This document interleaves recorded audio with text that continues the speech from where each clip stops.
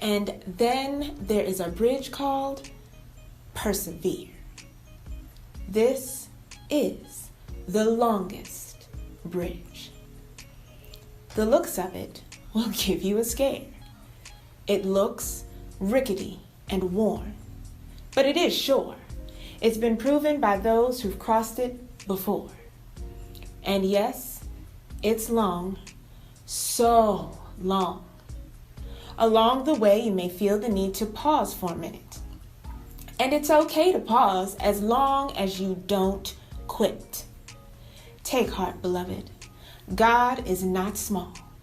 He is certainly bigger than this. So, Let's Meet Podcast, and today we have a filmmaker from Atlanta, Georgia, the prolific director, writer, producer of Unsung, the movie, the film, Charlie White. Yeah, clap it up. Hey, we got an audience. Shout out to all of you over there. You got an audience. All right, so Miss Charlie White. Yes. The world would know, a lot of people who's watching right now, right? They're interested in people's lives. Okay. So interested in the artist's life, okay, the filmmaker life. Okay. How did I start it? Right. So I'm in the same position today. Mm-hmm. Where can I go from there? Mm-hmm. So I said, in your childhood, okay, what was your childhood like growing up for you to get this way? So I am a first generation immigrant. So I was born originally in Jamaica, came here as a toddler. Okay. So my earliest memories are of kindergarten in Queens, New York. So, and actually, because I was in Queens Village, New York, and I was the last one in my family to come over. So my whole family was here. They were here to receive us, and we all lived together, and we were around other Jamaican people. I actually didn't even know I was in America. What? Until we moved to Virginia. So I was a Navy brat. Okay. Yeah, so Shout out to Navy brat. So anyway, we moved to Virginia, and that's the first time that I began my American socialization. Right, because up until then, I honestly didn't even know I wasn't in Jamaica. Oh, wow. Yeah, my brother was confused, all of us. Because there's no water, or? We wouldn't, it snowed like crazy. The snow was over our head. We didn't know that as children that was not Jamaican. We knew, yeah, all the people around us are Jamaican, everything here, everything we eat, all the smells is Jamaican. Okay. So it just never occurred to us that we were in America. Oh, cool. Until we came to Virginia and we stepped out of our normal social bubble. So that was when I began my life as an American, in my sense. And I did go to school with New York, so it was a multicultural classroom. But at 4 years old, that's not registering. So I began my life as an American, as a Jamaican American. But the American part really started when I was about 6, 7 years old. Okay. And I moved to the Tidewater area of Virginia. What's the Tidewater area? We were in Norfolk. Yes. That's a Navy section. Okay. Yeah. Okay, yeah, Navy section. Yes, absolutely. Navy housing, like literally Navy section. So, and I remember I came up, I always went to good schools. Thank God, this was the blessing. My parents were very intentional about that. Immigrant parents, right? So education first. Very focused on education, sent me to church on Sunday. Just traditional. Is it like Monday service, Tuesday service, and all that too? No, because they didn't go. They didn't all right. There was like a little bus that came around the neighborhood. Yeah. And they put me on the bus. Okay. To church. They put me on my bus. All the kids' parents, they were just trying to get rid of us on Sunday. So none of our parents actually came. So it wasn't like they grew up in church with your parents, daddy was a deacon and your grandpa was a preacher. It wasn't that at all. As a matter of fact, there were 2 different churches that would send buses around. And they were both primarily white. And I remember one was like really Pentecostal and one was just like really conservative Baptist one. And we went to either one. Yeah, either one. So did it switch up every Sunday? No, we went to one for a while, and then kids are like, we're bored with this one. So we all decided together as a group that we were going to get on the other bus. The Baptist turn up. Yeah. Baptist church. Well, no, it wasn't. It was like a conservative white Baptist church. Like Baptist. Since then I've been to Black Baptist. I'm like, this is different. Okay, but when I was little, no, we we went to this other church, but we didn't like that. They were not as welcoming as the Pentecostal church. Pentecostal churches can be more. Because they're kind of universal. Culturally diverse, and so this one was not. It was definitely more conservative in the suburbs. There were some really great people there, but also just really kind of culturally insensitive, and we felt boring. Yeah. So eventually we stopped. So that's new to me, because I always thought Baptist churches just meant it's black people always go there. So now that I just know this. No, especially if you're getting into like Southern Baptist Convention, that's a whole thing. It's a whole thing. It's a whole thing. Okay. Yeah, so that's probably, it was more along those lines. So I actually stopped going to church after that. We went there like maybe a few months, and everybody just basically was like, no. Not for me. They put us up in the balcony, just kind of, it was, in hindsight, some of that stuff, I'm like, but even as a kid, I didn't have the cultural and historical references, but I was like, something about this just ain't Jesus. Like, I'm not, it's not Christian life. Yeah, something about this just is not, So I just, even as a child, but I left, I was still a believer. Okay. So I became a believer at a very young age. I believed the gospel, but even as a child, and I think to me this is just even more evidence of the Holy Spirit. As a child, I could sniff out some stuff in the church. I was like, and I was like, elementary school, right? So I didn't go. I was not in the church for a long time after that. Not until I got back senior year of high school. I stayed in Virginia, but I lived all over different parts of Virginia, and then I eventually went to the University of Virginia. Okay. I think, so all of these things really do play into me becoming an artist. Okay. So, being the child of immigrants and being an immigrant myself, I would say that on one hand that discourages creativity, because parents are like, get an education, get a respectable job, buy a house in the suburbs. We are here for you to live the American dream. So all that artist talk, like that's a hobby, that's cute, but that's not a job. I know someone just like that. Like Yes. they're going to become a doctor. Right. A teacher, a lawyer, a doctor. Yeah. And she wanted to do art, like painting. Right. Like her parents wasn't approved of that. Right. So she had to leave the nest, I guess. They really do what she really wanted to do. Right. Okay. Yeah, if you're not an immigrant, but you know immigrants, you know this story, right? So, but on the other hand, it was an upbringing where I learned very much how to make something out of nothing. Because everybody in my family really came here with nothing. Yeah. And they built up to the American dream. They did all that stuff they wanted us to do, right? So they went to school as adults, and we all started in very humble circumstances, but everybody eventually, bought property, moved into the suburbs, sent their kids to school. But it was very much a can-do attitude and learning how to rely on community, and that really plays into my story as an artist.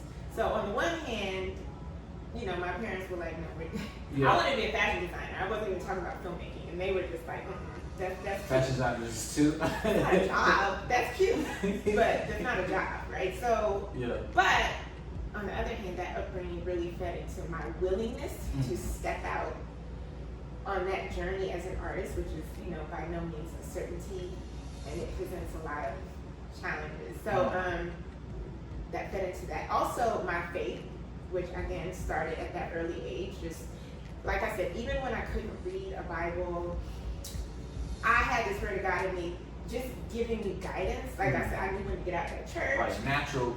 Guidance. And as a child, I don't interpret it that way, and I never heard like a voice from God or anything. I just no.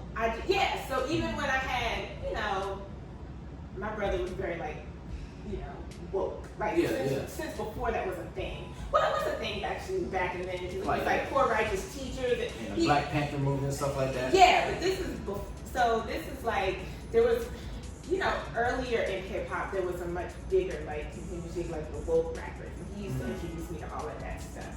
And so, name me a few, because I really don't know the ones that I'm thinking of, poor righteous teachers, X-Clan, this is like, they were out probably around the same time, like De La Soul and so on, but they were just very much talking about the word. First time I heard the words Kush, or I heard it from rap music that he introduced me to. So I went through all of those phases with him, but I always hung on to my faith, even when I wasn't in the church and all of that. I just always had this strong sense of God leading me through life. And so that also plays very much into my story as an artist. Then going to University of Virginia, I think really helped too, because I went there to do what my parents told me to do, which is get an education, get a regular job. Yeah. But I ended up getting into Black Voices Gospel Choir, and really strengthening my faith for the first time. That's the first time I really went into fellowship and started to like study the Bible. And since I was there as a student, it was the perfect time for me to actually learn to study my Bible. But so I never approached it as someone who, well, I just grew up in the church, or I just, do what my parents told me. I never inherited my faith. Okay. I really approached it from the beginning as a scholar and as a student. And also, the University of Virginia has a strong student leadership bent. Like they really, I didn't even know this in a lot of other places. You go and there's always a faculty member in charge of like the clubs and the student organizations. At University of Virginia, sororities or fraternities? Or no, I was never in a sorority or fraternity, but so from the gospel choir, the student Black Student Association, all of everything that I was in was very much student run. So you might have a faculty advisor, but it was driven by the students. So I got a lot of my leadership experience from being at the university. So I was led by other students until they graduated, and then I became the leader. You know what I mean? Yeah. So I was not under this. I wasn't being led around like a child. Like you get to the University of Virginia, you really do get to grow up. So that was really good. Probably more important than all the classes I took. Not that I don't remember anything from the classes I took, but honestly. What was your favorite moments at the University of Virginia that really kind of created your life together, made your life all right, this is something new, this is something different, other than your self-educated journey on your Christianity, religion, spirituality? So, some of my favorite moments, I remember having just a Black history class that just blew my mind. This is the way that, I wish I remember that professor's name, but she just blessed my life. She just taught me so much about the context of Blackness in America. That as an immigrant, I only had I had a connection to it, but not that way. So and even up until that point, I really probably, I've always had really a lot of international friends. So it's just as a first generation immigrant, I think I just fit in more. Yeah, so in high school, and especially by the high school, I was in Fairfax, Virginia. Fairfax, Virginia has a lot of diplomats. It's near DC, so there's very international. So my friends were Egyptian, Puerto Rican, Indian. Literally, we were just the United Nations. And there was some white people in there too. And I was in the gifted classes, so it's not like I didn't connect with anybody else. But the people that I really primarily hung out with were international, right? And so then when I moved in at University of Virginia, my roommate was from Ghana. We kicked each other before we got there. Okay. Our girlfriend from up the hall, she was from somewhere in the Caribbean, I forget now, St. Martin. And I was kind of still in that vein. When I joined the choir, they really brought me into Black America. We went to Black churches all the time to sing, and that was my first, I had been to a Black church before in my senior year of high school. A girlfriend of mine, my best friend. But you never turned up at a Black church before. We turned up a little bit, but they took me. It was Black Baptist, so it was still semi-conservative. But they took me to Kojic. This choir went to just everywhere. So I saw the church in America. You know what I'm saying? I started to really, really understand how much it has to do with Black culture and Black history. And I remember I went to France as an exchange student over the summer. That was a critical time in my life too. Felt very at home in France, by the way. Loved Europe. People give you all kinds of impressions about how you're gonna get treated when you go to certain places. Just go. Overseas see for yourself. Amazing. They treated us badly in England. They were not nice to us in England. But in France, they were, and I spoke French, so that helped. If you just try, honestly, they will love you for just trying. But I spoke it fluently, so when I went there and I spoke French, they didn't even think I was American. They just assumed Americans don't learn French. So you must be from an African, French-speaking country or something. Anyway, went to France. It was the first time I identified as African American, out of my mouth. So, because they would ask me where you're from, and I wanted to go into this whole thing about being from Jamaica. but growing up in America, and I realized like they don't want to know all that. That's They're just like, where did you get on the plane from? Like, where do you live? Where do you go to school? So I started just telling them I was African American, and that was the first time I started identifying that way. That's like Dubai. I was in Dubai for 6 months, and they treated us cool. And they treated us like we kings, like the brothers, the homies I was with. Right. Hey man, we got y'all. Don't worry about nothing. Hey man, you tattoos, you buff, man. Right. Y'all gotta be doing something amazing, y'all. We this is love. It's nothing but brown and black culture over there, and they love hip hop music. Okay, so I was gonna say they didn't think you were a rapper. They really think I wasn't a rapper, but I just looked good, and it was like you look the part. Exactly the part, right. and like they was like, you know what? We love the hip hop and the black culture in America. Right. They pick like black people on the hottest pedestal over there for some reason. So I'm not sure why, but it probably depends who you were hanging out with. Because I've heard other things too, but I think from what I understand, just from me being, I'm just a culture watcher. Period. Yeah. I mean, like worldwide. I'm the type of person like I binge watch documentaries on public television. Okay. The way some people binge watch Netflix, I just want to learn about the world. And what I found is there's two different things. So in one way, the world is really inhospitable to black people everywhere. Like I think colonialism ruined the whole world for black people. But every single marginalized people, every single oppressed people identifies with the African American experience, not just the black experience. But uniquely and specifically the African American experience, and that largely is through hip hop culture.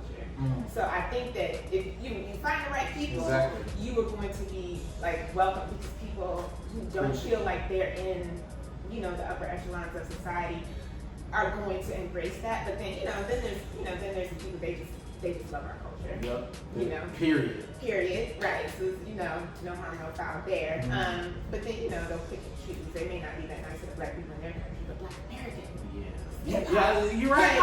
Right? And even for us, like some places that we'll go, there's some pockets where, reggae, Marley, like that's so huge in like Asia and certain places in Europe. Like we could find a home. Anywhere. Yeah. It's kind of either or, but that's black people for you. We have to research before we go anywhere. Exactly. Okay, where should we go where we're going to be received versus, marginalized? Part of being black. So anyway, that would be those things that I think of that really formed me. And then of course moving to Atlanta eventually.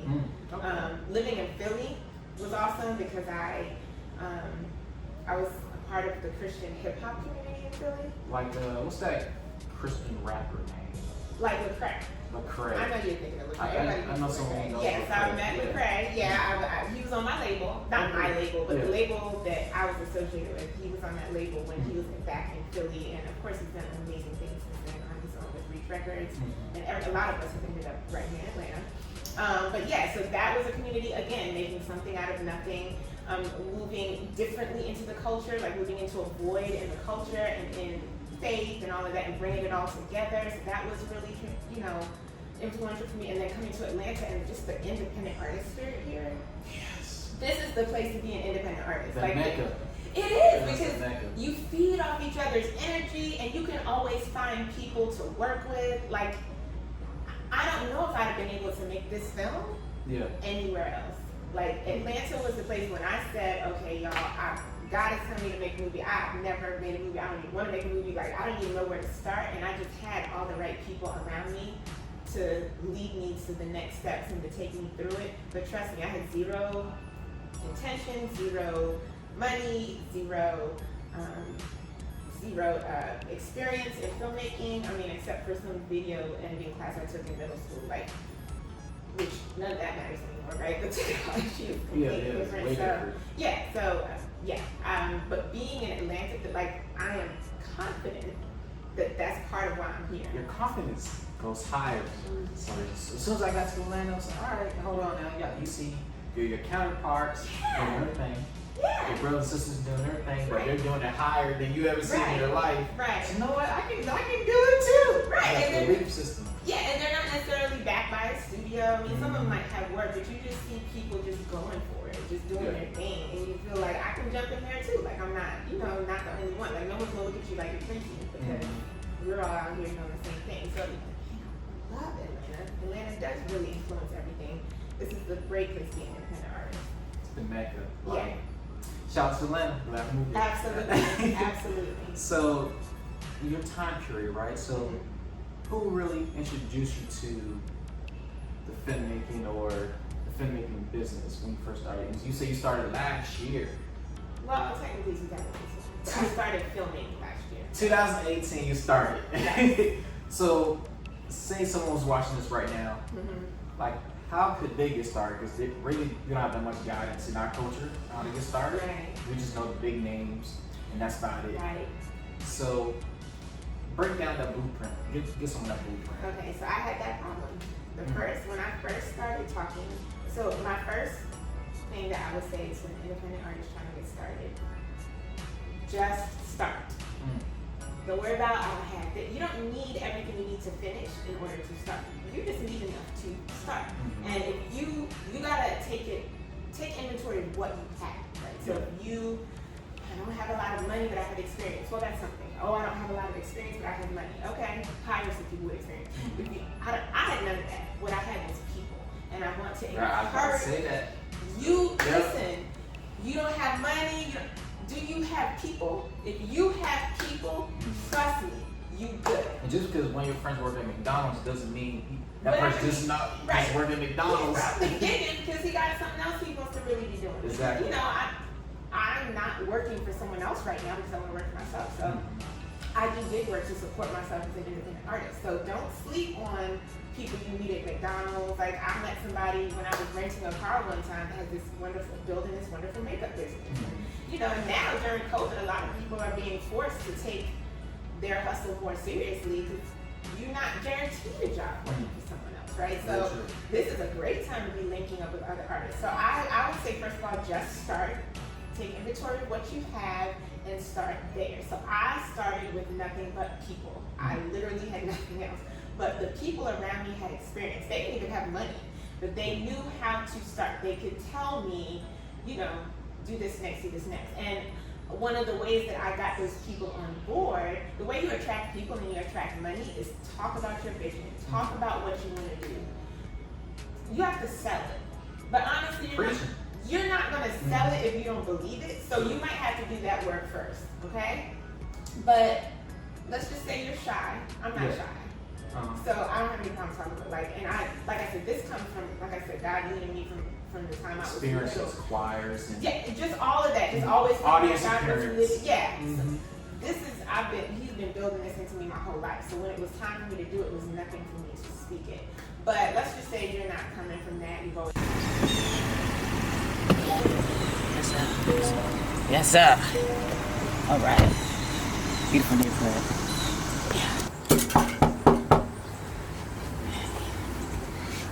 Get myself together. Hey, how you doing, sir? Hey, how you doing, brother? Awesome. I'm Ron with GucciShops.com. Nice to meet you. What's that? Oh, so awesome. Allow me to tell you. So we're a black-owned business, online service that provides local deliveries, same-day deliveries for small businesses. That sounds nice, man. You got time to show me I can definitely show you. Right, Appreciate it. Oh, that's a beautiful establishment here, sir. All right, so Mr. Trev here, this is GucciShops.com. Okay. All right, if you scroll down slowly here, you can see the individual vendors that we have here on the website already.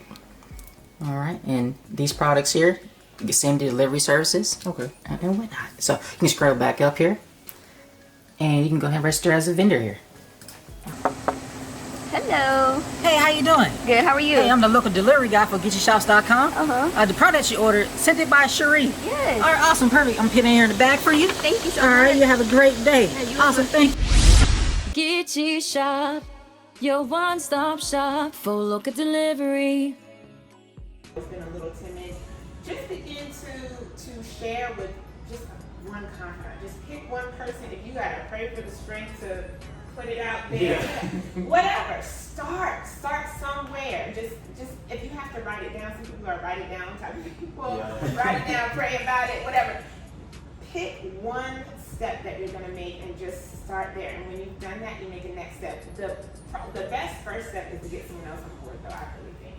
Very true. Yeah, absolutely. So I attracted people to my project simply just by talking all the time about it. Just like, this is what I want to do. It's just like overflowing out of my spirit that this is what I want to do, and it attracted talent. It took a while to attract money, but eventually attracted money. Yeah. But I did a lot. I pretty much got all the way through pre-production with just having the right people around me who believed in what I was doing. And, you know, they sat down with me, they gave me the instructions, they were like, this is what you do next. They literally came out to help, you know, they put themselves into it. Nobody makes a movie about themselves. So my name is all over, you know, the credits, producer, writer, director, creator, whatever. But there's a long list of credits of people that it took to make this happen. And I attracted all of those people by simply talking about what I envisioned and what I wanted to do. So that's the best place to start. And it will take on a life of its own from there. I've always described this filmmaking experience for me as a surprise pregnancy. Yeah, and a difficult one at that. But it did remind me very much of being pregnant. Like, you don't have to know how to be pregnant. Yeah, it just happens. Once you're there, you just go along for the ride. It's happening on its own. You're learning about it as it goes along, and that's exactly how I experienced it. Like, I didn't know how to be a filmmaker. I just found out one day that I was making a film. Just like, you know, when I was pregnant with my daughter, I was like, okay, don't know how to do this per se. I've seen other people do it.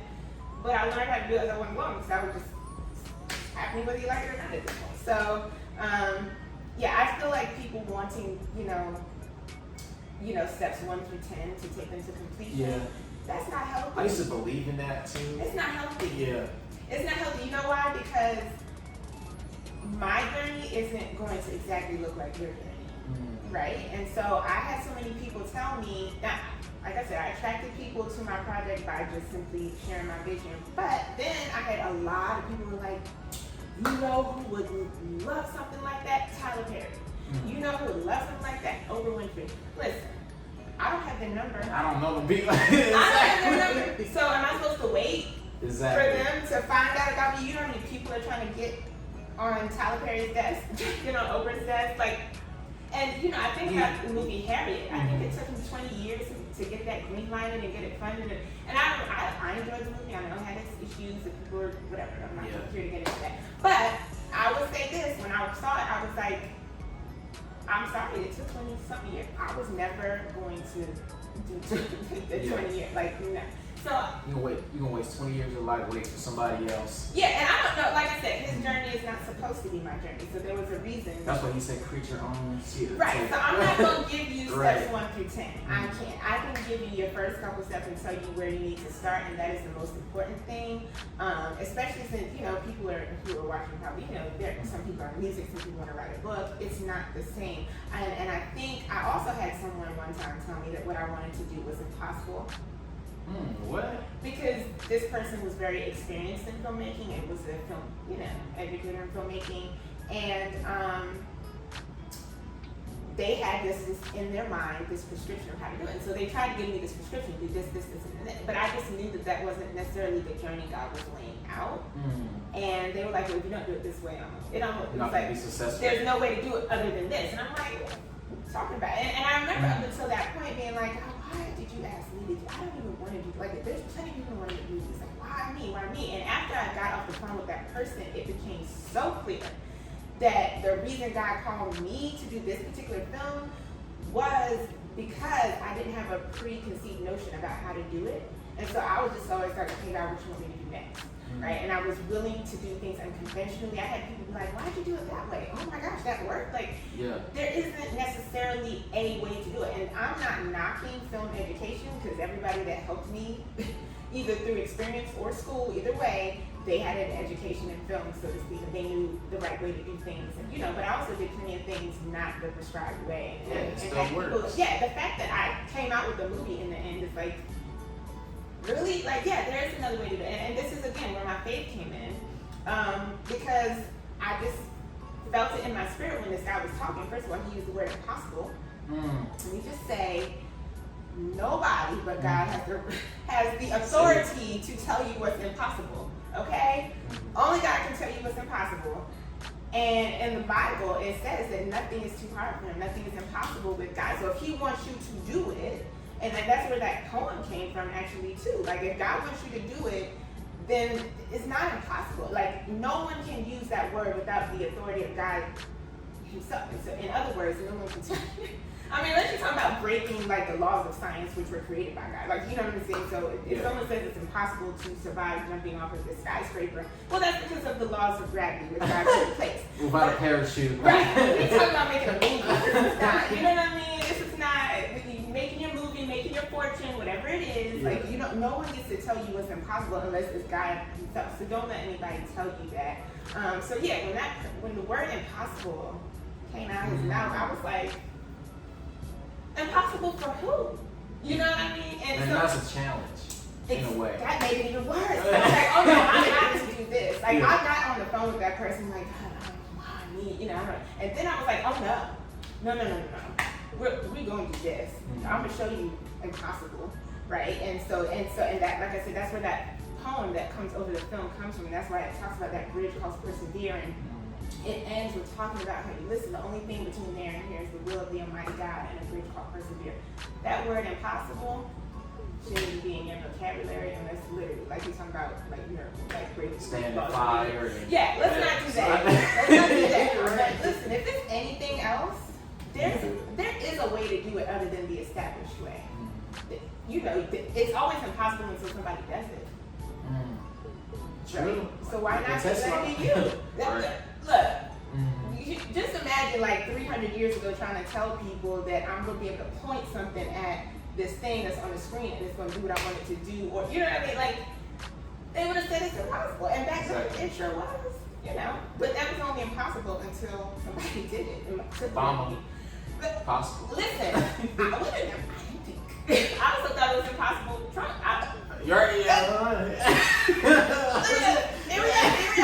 Here we go. No such thing as impossible. So you guys. How about Obama followed by Trump? Who would have thought? Ooh. Right. It's a lot. Nothing's impossible. It's crazy. Nothing impossible. So like you started, right? So what was like your challenges and what was your favorite parts? Because a lot of people say follow the process.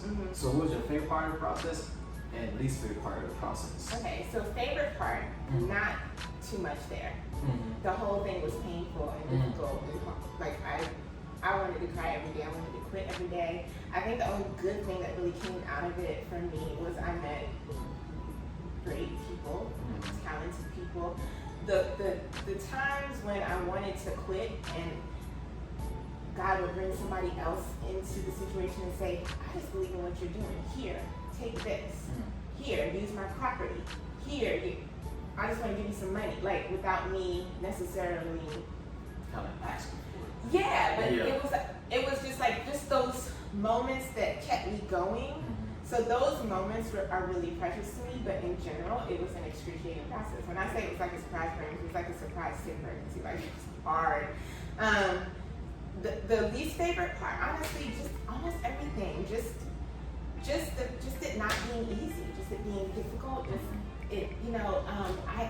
One thing that I had to do multiple times that really just like stressed me out so much was recasting. So almost every role in that film was recast like 3 times. What's that process like? It depends, because for most of those roles I recast within like 2 or 3 days, and sometimes within hours. After you chose the person already? Chose the person, rehearsed them, scheduled, and last minute something happens. Ooh. And like to them or for your side? Oh, okay. Yeah, I wasn't firing people. Like things are happening. Like people are dying, people are being hospitalized, you know, and people are having to respond to life, and I can't make it.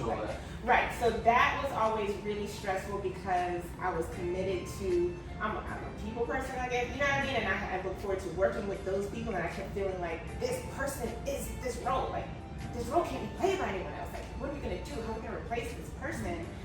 And everybody that ended up in that film is the right person.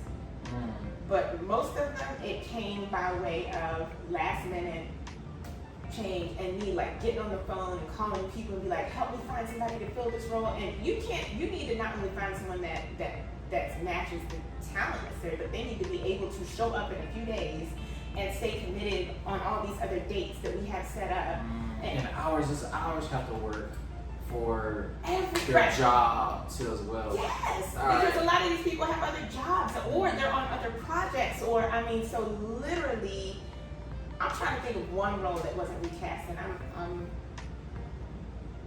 can't think of one. That's gonna be hard because you can't film that at night. Say everybody, or some people, the main character can get up at 7 p.m. Right. But you got the space for like from 4 to Right. 7. So scheduling production would be the second hardest thing. Mm.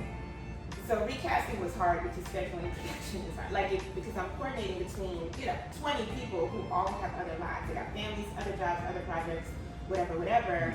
And nobody's getting paid like a premium to do this. So you're really counting on them just being loyal and to show up.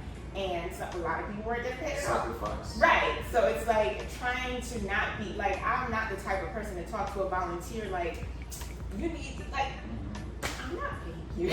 So I gotta maintain goodwill, and so I had to coordinate between everybody. And because this is a historical period drama, I'm also coordinating, costumes. I'm coordinating locations, some of the historical locations. I'm having to coordinate, props, and it was a lot of coordinating just to get dates on the calendar. And normally, by the way, I should say, this is an independent film experience. If if you're Steven Spielberg, you hire people to do this stuff. You already got the connects. Right, but I'm just wearing all these hats, and it was just a lot to make it work. It was a lot, and anyone who's made a film understands. But I'm saying my first film was a historical period drama. Listen, if you were planning on having a long film career, I don't necessarily recommend you starting with a historical period drama. It's probably the hardest thing you can do. Especially if you're not doing something, mine is 36 minutes long, which is still not incredibly long, but it's not a 5-minute movie. Yeah. And so we did have several takes, several scenes, several locations, several costume changes. All of that having to be historically accurate, and then even still take care of some things in post-production, to keep everything, to masking, to, special effects so that everything looks the right way. If you're really planning a long film career, by all means, just do something modern, do like a 5-minute, Like a short film, short film. Do a short film, do a modern, everybody can wear their own clothes, like much easier, much less expensive for me. But like I said, I have a very specific vision, and at the time I thought it was the only film I was ever going to make, and so I was like, well, it has to be, high quality, it can't look like the first film. And I'm a quality snob, so I was really picky about details. And I'm, a history teacher, even worse. Like, my conscience wouldn't let me do certain things that probably. That's not true. Right, most people wouldn't even notice, but in my conscience required that, the dates in the film match up to certain things within Civil War history. Like, it has to be, I've watched several historical films, lately, especially based on Black history. And these people take all kinds of creative license. But as a history teacher, I just can't. You know what I mean? Like, to me, history, it's entertaining in and of itself. So, the pressure's on when you're doing a historical period drama. Historical period drama. So, it's modern at the beginning and the end, but in the middle, it shows like the story, the actual story. The historical context, which, again, this is my upbringing. Even just me coming into my African Americanness, my love of Black history is a big part of that, and so that played itself into the film. Okay. So let's talk about your film, Unsung. Okay. The film or the movie. All right. So tell her about what was that like. Once they like click your link, I'll put the link in the video and watch it. What can they expect from it? Okay, so first of all, you're going to find that it's an incredibly relevant film to 2020. So the dates in the film are 2015, and then the historical period covers 1859 to 1863. But you would think that it was made for 2020. And I finished filming in 2019. I had no idea. Nobody knew what was coming, right? But it will strike you how things that were relevant in the 1860s and in 2015 and everywhere in between is still so relevant right now in 2020. So it is a story that connects the experience in African American slavery of our main character Clara with her modern day descendants. So that's one thing that's a little different from a lot of other stories of African American enslavement. I do like It's Not Just Another Slave Movie. I think a lot of people are tired of watching slave movies. Yeah. So let me tell you what's different about this one. Okay, so first of all, that's a big part of it, is making that connection to why that history is still so relevant to us right now. And we can't afford to forget it. We can't afford to be like, I don't want to talk about that anymore. It's a story of survival and overcoming and redemption. So in this story, Black love wins. Okay, there is Finally. Yes! Like, you know what I'm saying? Yes! Right. Absolutely. Like Black families. Yep. Yeah. Black families win. Black love wins.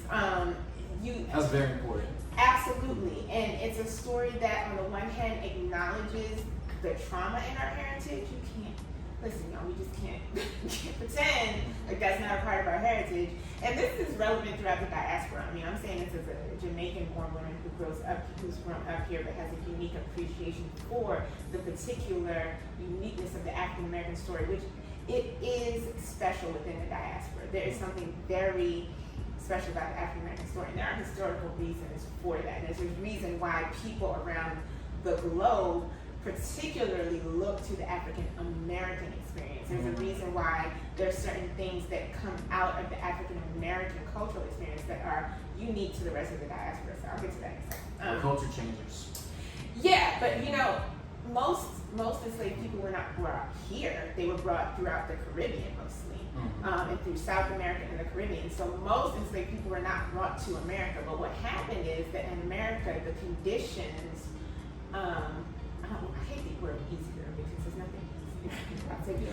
But the conditions were definitely harsher in the Caribbean and South America, just the weather, just different things, the landscape and all that. And so slaves had more of an inclination to, enslaved people died off more, right? They didn't keep up the supply of enslaved people by procreating. They mostly kept it up by shipping in fresh new bodies from Africa, right? Like Charleston, South Carolina, the market area, they used to I have a young scrum dude right here. This old guy that's already washed up and used. To get rid of him, either through death or just send him on his way sometimes, or he gives like an owner just to use as a butler inside the house.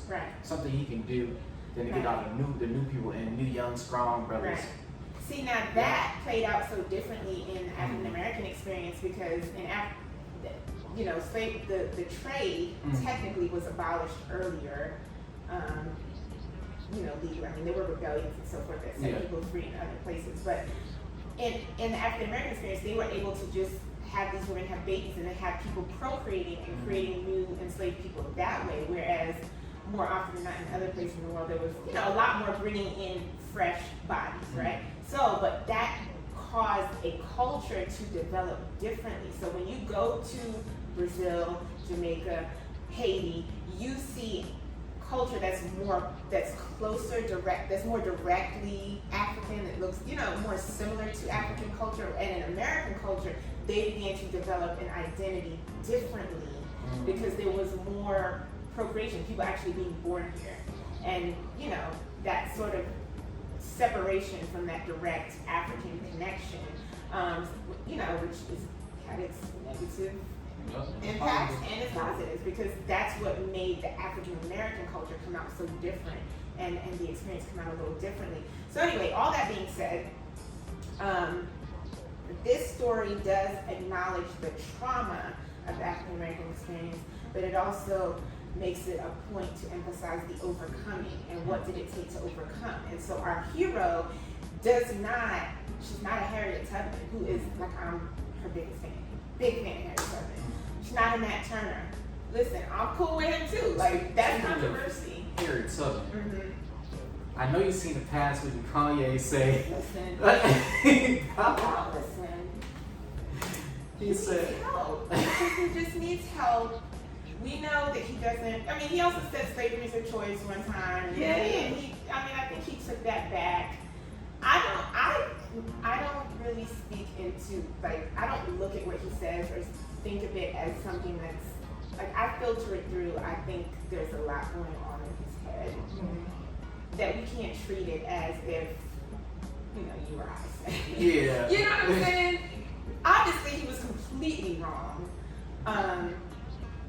You know, not everybody who was, you know, black and a free person came and worked for white people. There were freedmen came and established a lot, you know, businesses and their own communities. They did a lot of things. Farms. They were, believe it or not, the Underground Railroad, it tends to be portrayed as mostly white people helping black people out, but it was actually largely free black people who were running that Underground Railroad, which actually did come out in the movie. You know, there was very largely black people. And so, anyway, so yeah, some people did, you know, get freedom and working for white people, but it's not the way that he characterized it. Right, okay, so in this film, it brings out that overcoming aspect. It emphasizes black people when they finally did get free, what they did with that freedom, and how that plays into what we enjoy today, which is, you know, by no means perfect.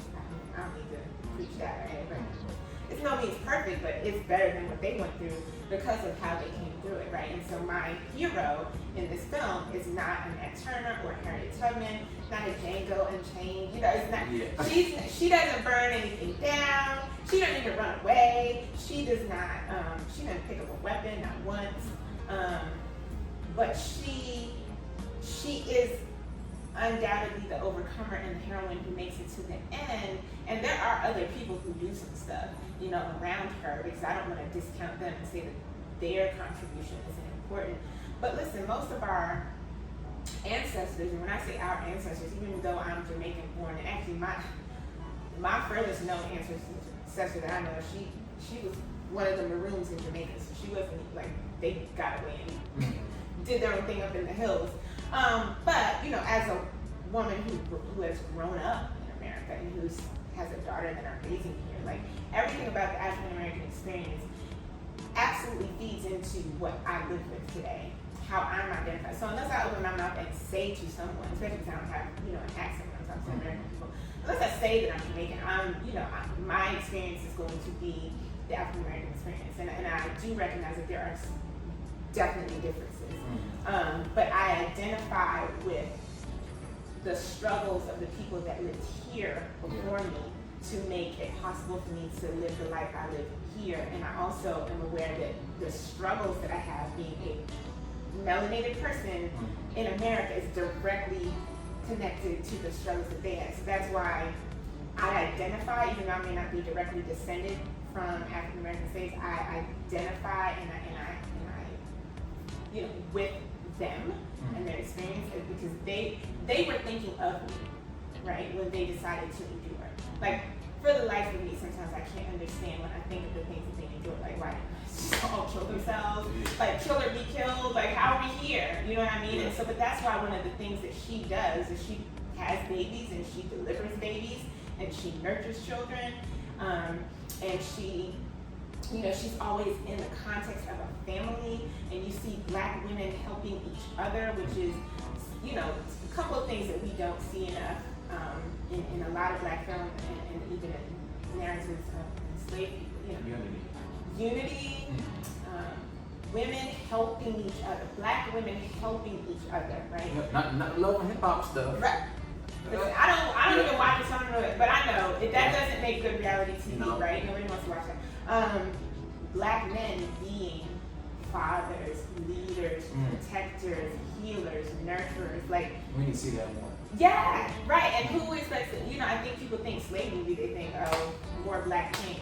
But that's not, I think I made it a point in telling this story that that's not the emphasis. It's there, it's acknowledged, but that's not the emphasis. And even to the extent that there is some black trauma that is filmed, you know, there is no blood dripping off of anybody. There is no, you don't see a rape.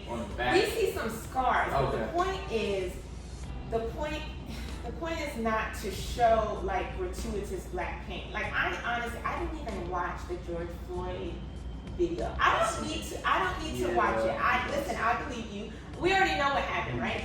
it's not new. And so, I mean, I've seen the picture way more than I wanted to. And I don't, you know, I want to respect what happened. And so I don't turn my eyes from, you know, when I do see the picture, like we need to acknowledge that happened and bear witness, right? But like, I don't need to watch it play out. I don't need to watch Black pain play out unless I feel like I have a reason to, right? So I try to make there be a point in when we did depict Black trauma to not make it be about, let's just watch the abuse of Black bodies, just so we can be mad, or just so we can be upset. We already know what happened, right? You get control. I wanted to control the depiction of Black pain and make it more about the soul. And so there was a lot of emphasis on the face and the eyes and the support that came in under people when they experienced trauma to help them through it, right? Because at the end of the day, we're still experiencing lots of Black trauma, and it's always at your door, even if it's never hit directly home. Like, you know, it could always be my loved one next or me next, right? But this emphasized, like, every trauma is immediately followed by the help that came in afterwards. And as a matter of fact, in every single, you know, there's 3 incidents, I'll tell you, there's exactly 3 incidences of Black trauma in this film, and every single time another Black woman comes in to help her get to the next place. Like, because to me, at the end of the day, the question is like, what made you go on? Like, why did you kill yourself? How did your heart not explode in your chest when your child was taken from you? I can't imagine. As a mother, like, I filter everything through motherhood, and I just can't. I just can't. Like, that's the part that I'm like, I don't know. Like, I might survive a sexual assault literally out of vengeance. Just, I won't live so I can come back to you. You know, like something. Even a whipping. Like, you know what I mean? Like, I don't know what makes people survive that stuff, but I might survive just because I feel like I'm fine. Yeah. As soon as I get up from this, right. But if my child is gone, that's different. That's different. That's a different thing. If you know, and you couldn't survive because you think, okay, I'm gonna get my baby back or whatever. You don't know. But to me, like, I'm just gonna die right here.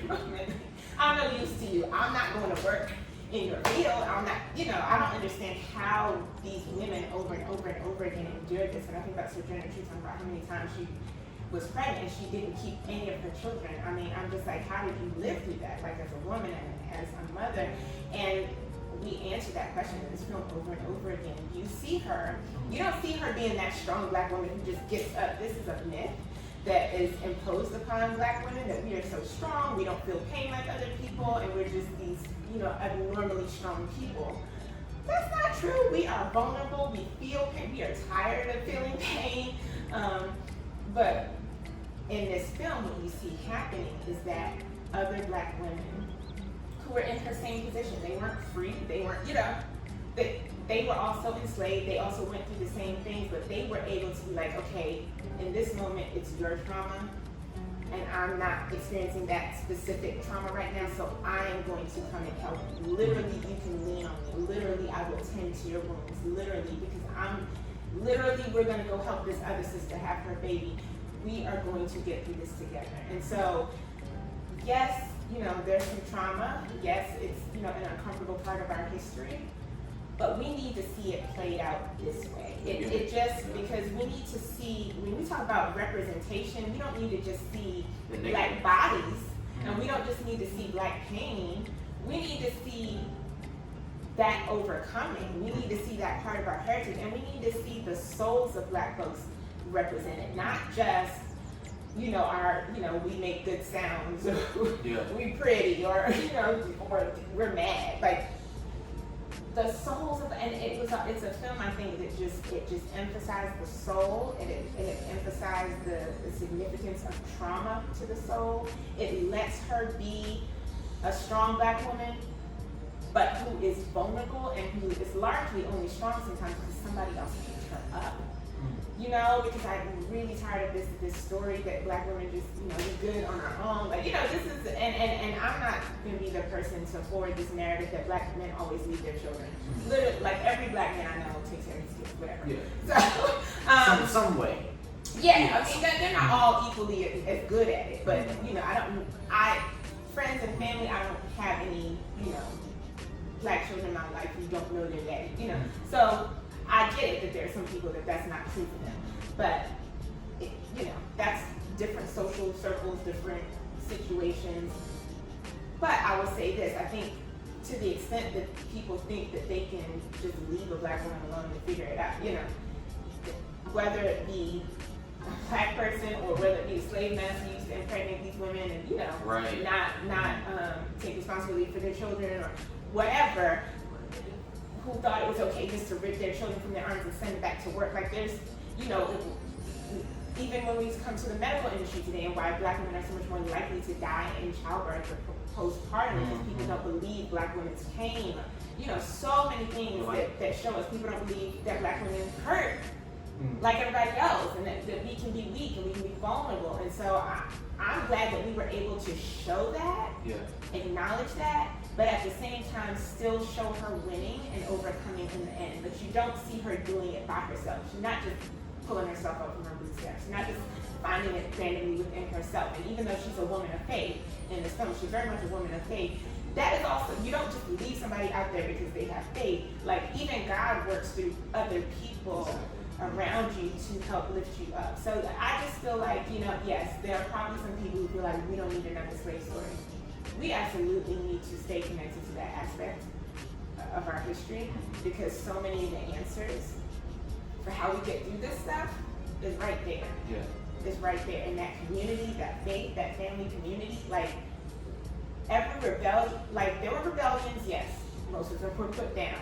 At the end of the day, faith, family, and community, that's what kept us alive for generation after generation after generation. Just believing, first of all, that we are created by God to be in his image and respected and equal. I don't care what religion master tried to feed them. African Americans were like, no, that's not it. And they figured out that that's not it. So they believed, first of all, that they were created for more. And listen, when you believe that God created you for something, when you believe that, God has something for you, can't nobody tell you nothing, right? And so that's definitely a big part of it. So faith is an issue. Family, like the commitment to being families, even though they knew that their children, anyone, that you can be split up at any minute. Like, we both know. That's mentally traumatized. Right, like, I'm sure you've met people, all kinds of excuses why they can't commit. I'm like, I think of these people, like, you know what I mean? Like, I was once there in my lifetime. Right. I was a young age, and so I got some guidance. Right, but there's, exactly. A lot of people go through that, and I'm saying, listen, be honest. If you're not ready to commit, then don't mislead anybody. But I'm saying, like, I've heard a lot of people, say all kinds of reasons why they can't commit, and they, it's one thing to go through that when you're young. It's another thing to be like in your 40s and you still. Oh yeah, that's different. You're like, you grown. Like these people, and a lot of people don't know this, but the African American family was not broken by slavery. Like in an individual sense, a lot of families were broken up, but a lot of those families found each other in the Reconstruction period. They, somebody got free, they came back and they purchased.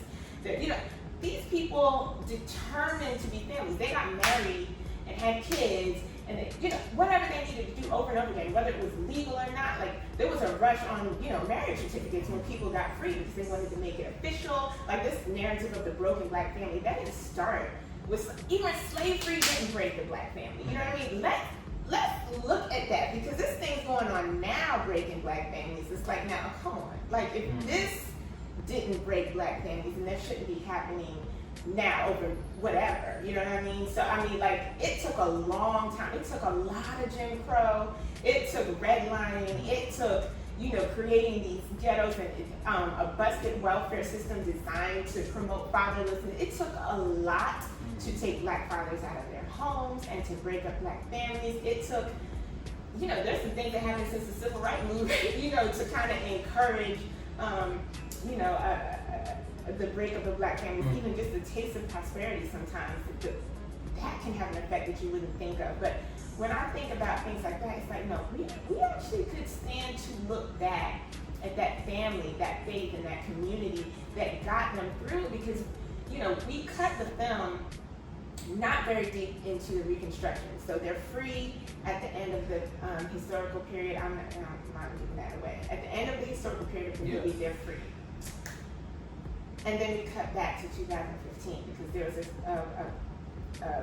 something, you know, specific in Black trauma that happens in 2015 in National Black Trauma. Which, if you don't remember that year, just watch the film. If you don't remember what it was, I mean, listen, it's like every year there's something. So, but there was something specific to that year that I wanted to connect. And so anyway, I cut it there. This is the teacher in me. Cutting it there on purpose because I want to leave that question in people's mind. Like, what happened? Because at the end, it just looks so promising. The Reconstruction period, listen, we didn't have a boot on our neck for a second, and people took over governments, learned how to read, built institutions, families found each other, you know, whole Black communities, Black Wall Street. Like, if you hear that whole story, it's like amazing. Just, you know, Black philanthropists who came through and said, we are going to build a Black Wall Street. It didn't happen by accident. Like, these were hospitals. I didn't know it was Black-owned hospitals. It was Black everything. It was all Black everything. Jay-Z didn't come up with that. That was a thing, right? And it was intentional. And that's a whole thing we need to be exploring, which actually that's part of why I did that too, because I want to build Unsung movie into a series that explores all these eras of our history, because a lot of people think about what's not right in the Black community and they go all the way back to slavery. It's like, no, it took a lot more than slavery to break us though. You know what I mean? It took a lot more than that. And so I wanted to leave people with that.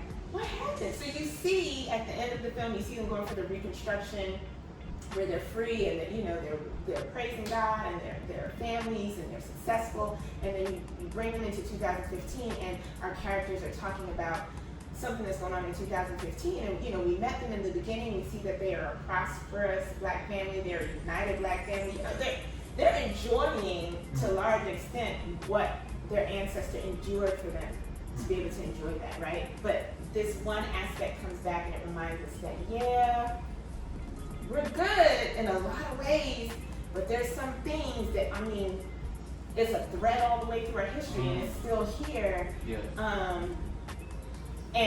But that's the point, it's a thread. It's a thread. So let's not forget the people who originally overcame on our behalf so that we could be standing on their shoulders right here and now.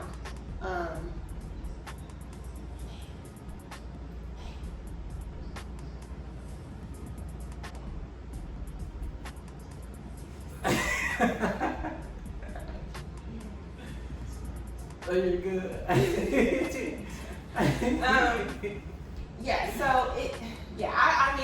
would say this. I do understand people like, I want to see another slave. It's not just another slave movie though. Like, we are careful about how we handle Black trauma, and we emphasize the things that I think are underemphasized in Black representation even now.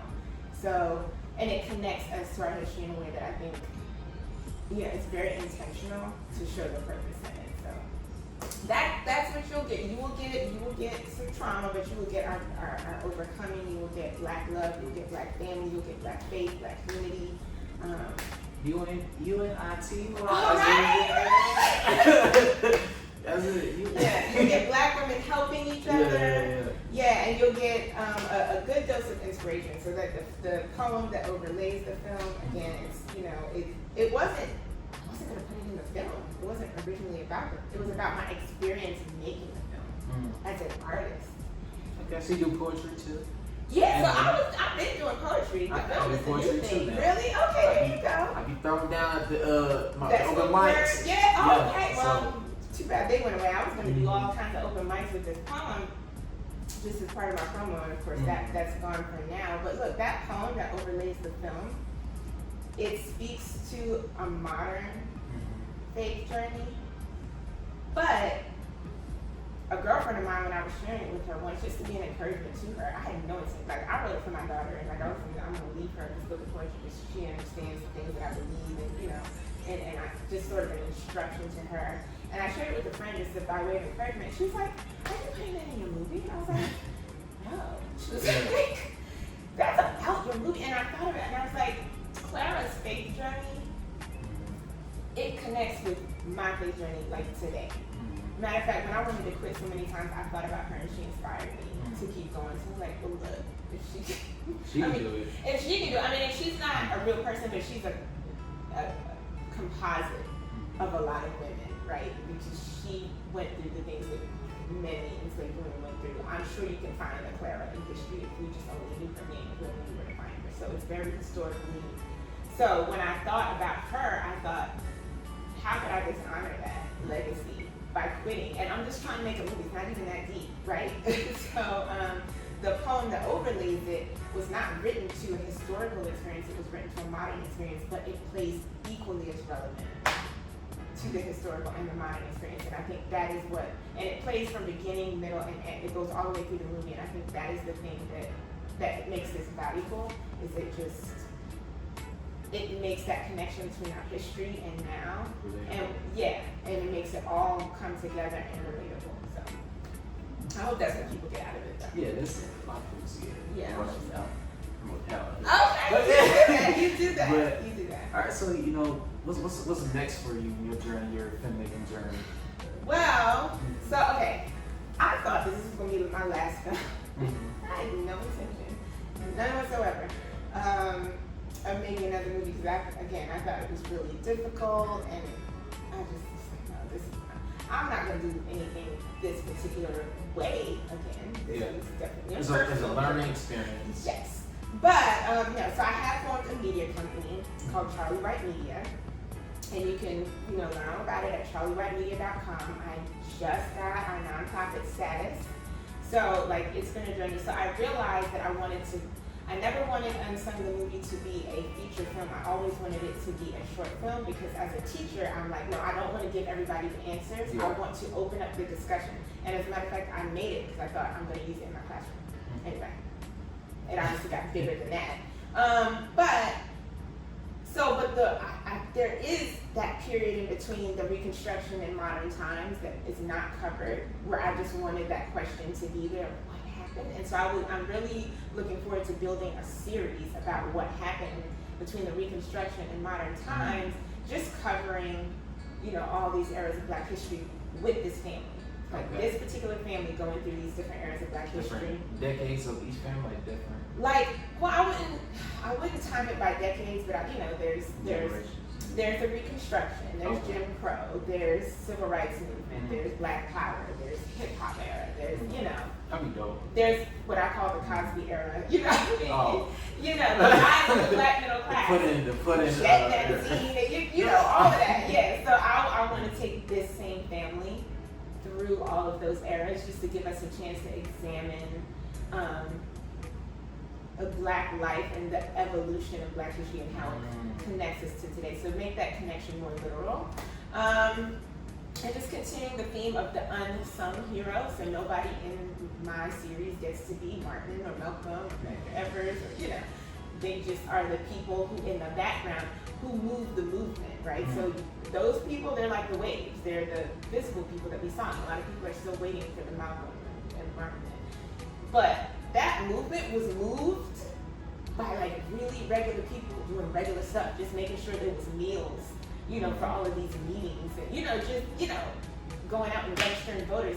All the people that walked during the Montgomery bus boycott, all the people that walked to work, every single one of them is a hero. They're all unsung heroes. We're not going to ever know all of those names. I didn't know that was the reason why they walked to work, because they didn't want to use. They didn't want to use the buses. Now listen, we can't pull together a decent boycott to save our lives in this generation. Yeah. But they literally, I think it was over a year. They walked. The Montgomery bus boycott, it brought down the busing system because they weren't using it, and they held out and they walked and they carpooled and they got to work some other way, and some of them even probably lost their jobs over it. I'm pretty sure.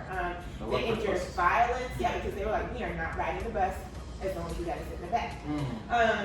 So when I think about that, you think about Rosa Parks, you think about Martin Luther King Jr., you think about the people who led that stuff. But when you think about it, took a lot of the regular old housekeepers, grandma, it took a lot of regular people in the Black community to say, I don't care how uncomfortable it gets, we're not riding the bus, right? Where's their respect? know, let's respect them. Let's make them the star of the film. Let's make them the star of the show, because for one woman in particular, that hardship would have been, more than we can imagine. How many of us really do this? You know what I mean? Like, yeah, we don't try to. Boy, shot Jordans. Right. No. Oh, absolutely not. No. Yeah. Absolutely not. We're Exactly. so easily placated. But when you think about, so we got our Malcolm movies and we got our Rosa Parks stories. And what about that one lady, who just had a job cleaning houses? That's already hard enough. And she, walked to work how many days? You know what I mean? And she had kids at home to take care of. And you know what I mean? Or what about that person who endured threats of violence or even actual violence and, got up from that and still didn't get on the bus? What if we focus on that life? See, then we can see ourselves. Yeah. We can see little old me as a person who can make a difference. Little old me as a person who has power. Because not everybody's going to make history. But we all have a role to play, and every single one is important. Every single person that didn't get on the bus, super important. There's just not enough room to write everyone's story, but I want to give those stories a chance. And so with Charlie White Media, my emphasis moving forward is not just Black representation, but the representation of marginalized voices in a way that telling our stories, first of all, comes from us, like directly from us. Yep. And it comes back to us. So we think about, for example, when I think of Black Panther, which I know, again, there's always people who don't have a problem. I know, I see that, right? Somebody else going to have a problem with something. Yeah. I love it. I am generally, and maybe, I'm just a Ryan Coogler fan in general. It's a big inspiration in making this film. And also, to, like, if I don't like something, I don't know, I guess since I've made a film, like, I'm much more forgiving. Yeah. Some little aspect that didn't go the way I would have done it, whatever. It was the artistic choice. But anyway, I didn't find anything wrong with it. I think I loved it. I just saw that, the amount of money was making just going up and up. And the last time I was paying attention was like $700 million. Yeah. I'm sure since then it's, it's over $1 billion. Yeah. In my mind, I kept thinking, this is so awesome. It's proved, the representation was critical, especially while I was making my own film. I was like, this is so inspiring. And I just love seeing all that Black beauty, oh my goodness, on TV. And I love seeing Africa represented that way. It's not, some, struggling, dirty country. Yeah, like it's as a continent, and then there's wealth within the continent. I learned about Africa, that's only one part. Right. Like a very tiny part in the middle of the city that they show. Right. And that's all these shows. That part, how you go to like a Mexico or something like that. It's a nice resort. Right. Right behind the resort, it's small little. Yeah. Yeah, absolutely. So I remember feeling so good about the representation and being excited about the money because one of the things was, nobody's going to want to make a Black movie like this again if it doesn't make money, and it hasn't proved that it can make money across the world. Great, right? And, I don't know that, maybe the $100 million to make it wasn't coming from all Black people, no matter how hard you try. I don't know. I don't know how that worked out. All I know is, at some point, I started to be like, okay, how much of that is actually? Yeah. I mean, like, not just going to Black people. Like, this movie is about Black experience from Africa to America. Like, it's built on our story. How much of it comes back? Like, how much of it went to Oakland? How much of that $700 million, over $1 billion, how much of it went to Africa to do something good in Africa? And I'm not just talking about you paid Ryan Coogler and he took some money and helped Oakland because, from actual pot. Right, but I'm talking about, you know what I mean? So Charlie White, that's why I said Charlie White Media needs to be nonprofit, because my goal isn't just to go and make $1 billion. I would love to. But I don't have any personal use for $1 billion. If I make a story off of a Black story, if I'm telling a Black people's story and it makes $1 billion, then that money is going back to Black people. Yeah. You know what I mean? Because all around the world, all throughout history, we started the conversation talking about this. Black culture makes money. It influences everything. I was watching K-pop videos the other day in a restaurant, and I was like, Korean pop. Oh yeah. They so Black, Let me tell you, it's so much Motown in that, it's so much R&B, it's so much hip hop influence in that. I mean, it's poppy too, don't get me wrong. But I mean, like, there's nothing that's popular that doesn't have some black underneath it. Even country music, people don't even know like the black origins of country music. I mean, it's mixed, but I'm saying like it's not, country music is not country music without black people. Rock and roll is not. Yeah, it's origin from the black. I forget who started. I just feel like the souls of black folks and black culture is mined the way Africa is mined for gold. If the riches are there, everybody seems to be getting some, everybody wants it. And it just seems like it never comes back to black people, it comes back to black individuals. Yeah. But listen, I'm glad Jay-Z and Beyonce get to be billionaires. That's great.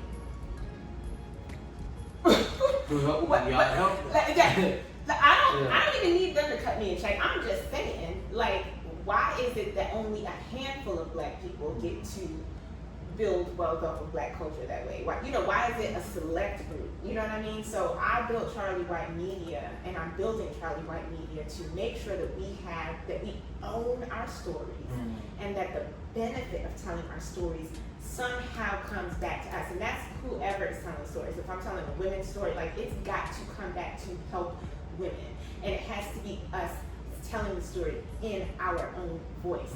Because at the end of the day, I'm not.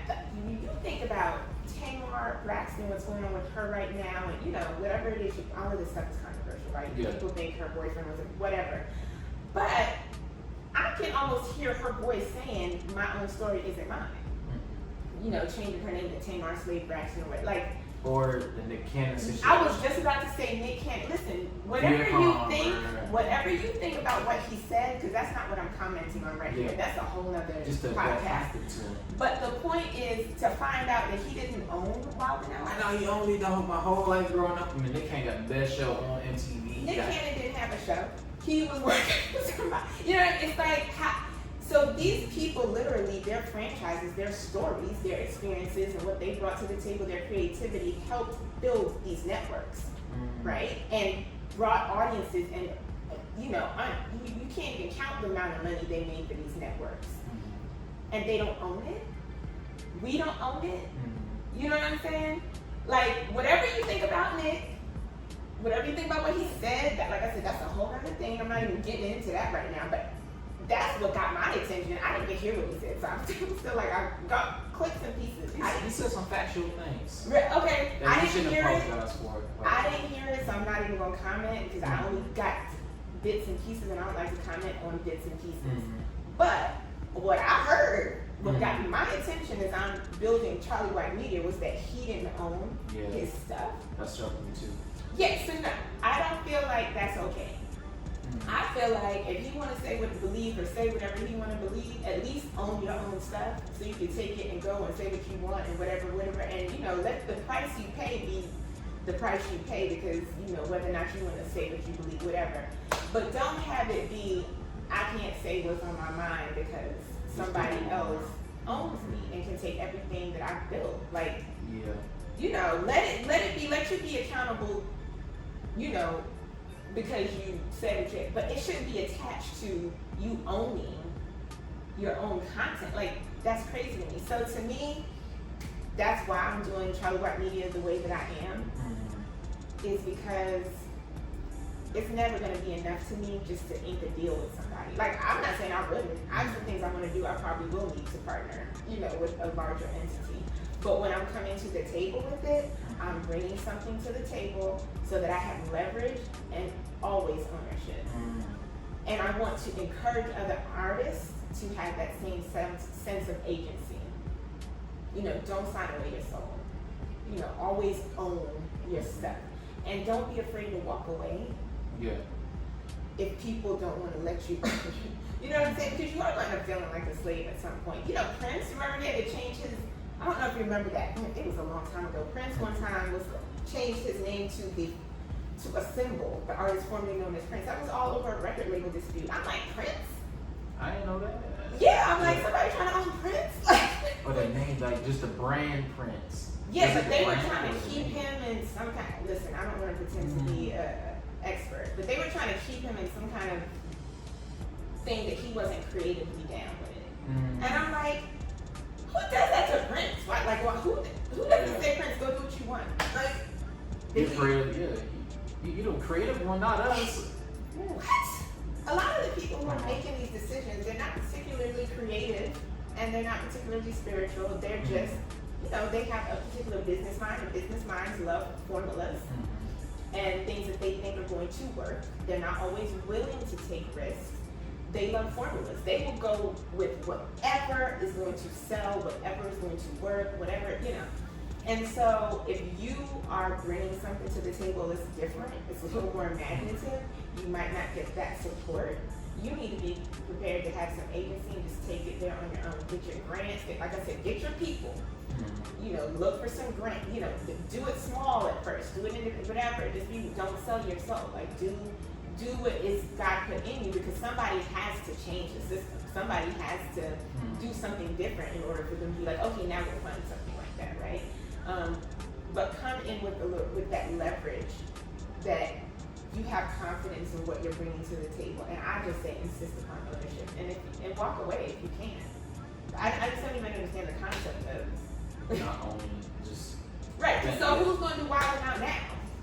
Like, is it even useful to them anymore? I mean, that's play reruns. He won't be able to even use, like, say he goes like, his video was like trying to get him to come to join Revolt now, right? So it was like, he can't use Wild 'N Out name because he don't own that name. So the format probably has to change on some level too. Yeah, and all the format came from the street, stuff people do every day on the bus, in the school, in the hood. Again, it's us. It's our stuff. Yeah. It's our stuff. So how much of that did we it get? can't be replaced. Right. So it's different. Yeah, so yeah, Charlie White Media is all about us owning our stories, us telling our stories. We're being the authors, we're being the owners, and I'm not saying we can't partner with other people. I'm all about pooling resources and everything, but that power imbalance has to change, and I think the only way to do it is for us to move forward on our own. I honestly think so, and that's how you get the leverage. Because if I come to the table with a project and I literally have nothing but my idea, what leverage do I have? You know what I mean? I don't even necessarily have the resources to fight if these people decided to take my idea.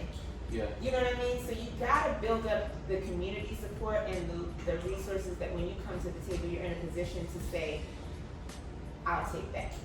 I'm not taking that. You know what I mean? And so that's my vision for Charlie White Media is to create that kind of leverage and to inspire other people to create that kind of leverage so that we own our stuff and not it is too much. It is too much like the mining of Africa for the oil and the gold and the diamonds. That's exactly what it is to me. And it's not fair and it needs to stop. And people can paint as many murals on the street as they want, and they can, make social media posts about Black Lives Matter and all of that stuff. But to me, where the rubber meets the road is when Black people come to the table. When Black people come to the table, how are you acting differently? Are we getting to own our stuff? Our stories, can we direct our own stories? Do you still insist on deciding which Black people's stories get to be told and which Black people get to be successful? You know what I mean? Like, I don't care about your social media posts. Show me the money. You know what I mean? Let me see where the rubber meets the road, where you actually are willing to share that power or relinquish that power. And, I don't know, listen, you can't wait for people to share and relinquish. Sometimes you just got to move in your own power and then let them see that they want to be a part of that. You know what I mean? But that, it's big talk. I get it, because I'm just getting started. It's big talk. But I'm trying to get people to, let's all get on this tip. You know what I mean? Like, honestly, I'm not selling my soul for $1 million or $2 million or $10 million. You know what I mean? Like, I'm definitely making it a point to be strategic about making sure that I own this and that I bring it back to us every time. Very true. So ownership is key. Absolutely. Ownership is key to everything. Right. But to this note, how does someone reach you? Say that young person, the person in college, aspiring filmmaker, how can they reach you? Social media or email or whatever? Yeah, so that's the best way. So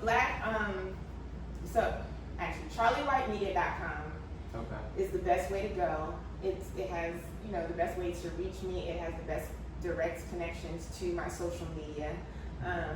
On Instagram, I'm at instagram.com/unsungthemovie. And I'm on Facebook as Charlie White Director. But if you just go to charliewhite.com, you get the whole story. You get to see Unsung the movie for free, by the way. It only takes 36 minutes. You can do it on your lunch break or while the baby's taking a nap. You can buy merch. You can support Charlie White Media. Actually, on there, it still says right now that we're not a nonprofit. That's not new. It is. I have to change it.